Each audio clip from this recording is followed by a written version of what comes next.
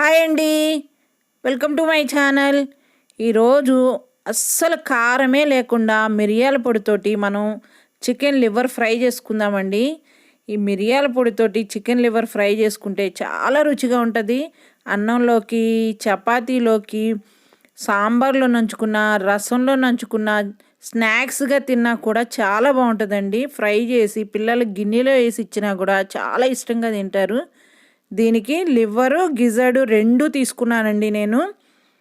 ఇవి medium size ముక్కలుగా cut చేసి ఒక 4-5 సార్లు శుభ్రంగా కడుక్కోండి. ఇది కొంచెం స్మెల్ వస్తుంది కాబట్టి 4-5 సార్లు కడుక్కొని స్టవ్ పైన బాండీ పెట్టుకొని 3 స్పూన్ల ఆయిల్ వేసుకోండి. ఈ ఆయిల్ కాగిన తర్వాత ఒక పెద్ద ఉల్లిపాయని మీకు ఎంత వీలైతే అంత సన్నగా కట్ చేసి ఆయిల్లో వేసుకోండి. ఈ ఉల్లిపాయ చక్కగా గోల్డెన్ కలర్ వచ్చే వరకు వేగాలండి. ఈ విధంగా గోల్డెన్ కలర్ వచ్చే వరకు వేగిన తర్వాత ఒక స్పూన్ అల్లం వెల్లుల్లి పేస్ట్ వేసి ఇది కూడా పచ్చివాసన పోయే వరకు వేయించుకోండి.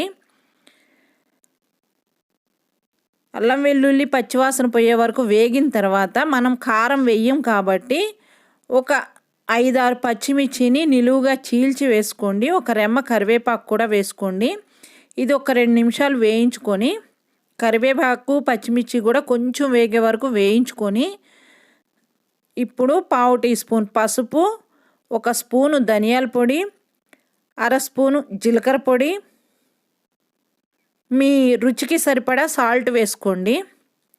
వేసుకొని ఈ మసాలా అంతా ఒక్కసారి వేగేటట్లు ఒక్కసారి తిప్పుకోండి. మొత్తం ఉల్లిపాయల్లో 1 నిమిషం వేగిన తర్వాత మనం కడిగి పెట్టుకున్న లివర్ ఉంది కదా, ఇది వేసేసుకోండి. వేసేసుకొని ఇది ఒక్కసారి మొత్తం మిక్స్ చేసుకోండి.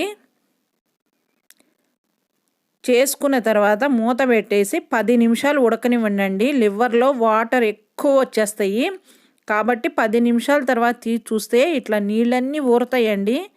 లివర్లో కొంచెం వాటర్ ఎక్కువే వస్తాయి. ఇట్లా మధ్య మధ్యలో తిప్పుకుంటూ ఈ నీరంతా ఇంకిపోవాలండి. ఈ నీరంతా ఇంకిపోయి ఫ్రై లాగా అయ్యింది అంటే వేగిపోతుంది. ఇంకా మనం ఏమీ దాన్ని చూడక్కర్లేదు కూడా, ఉడికిందా లేదా అని చక్కగా ఉడికిపోతుందండి. ఈ విధంగా నీరంతా ఇంకే వరకు ఉడికిన తర్వాత 1/2 స్పూను మిరియాల పొడి వేసి 1/2 టీ స్పూను గరం మసాలా వేసుకోండి. వేసుకొని ఇది కూడా ఒక్కసారి తిప్పేసుకొని ఒక 5 నిమిషాలు వేయించుకోండి. చక్కగా ఈ మిరియాల పొడి కూడా వేగాలి కదా, వేయించుకొని లాస్ట్లో కొంచెం కొత్తిమీర జల్లేసి, కొత్తిమీర కూడా చల్లిన తర్వాత ఒక 2-3 నిమిషాలు వేగనివ్వండి. ఎందుకంటే కొత్తిమీరలో ఉన్న ఫ్లేవర్ అంతా కర్రీకి పడుతుంది. చూడండి, ఈ విధంగా అయ్యే వరకు వేయించుకొని స్టవ్ ఆఫ్ చేసేసి మనం అన్నంలో తిన్నా, దేనిలో తిన్నా కూడా చాలా బాగుంటుందండి. చపాతీలో తిన్నా, దేనిలో తిన్నా చాలా టేస్టీగా ఉంటుంది. మీరు ఒకసారి ట్రై చేసి చూడండి.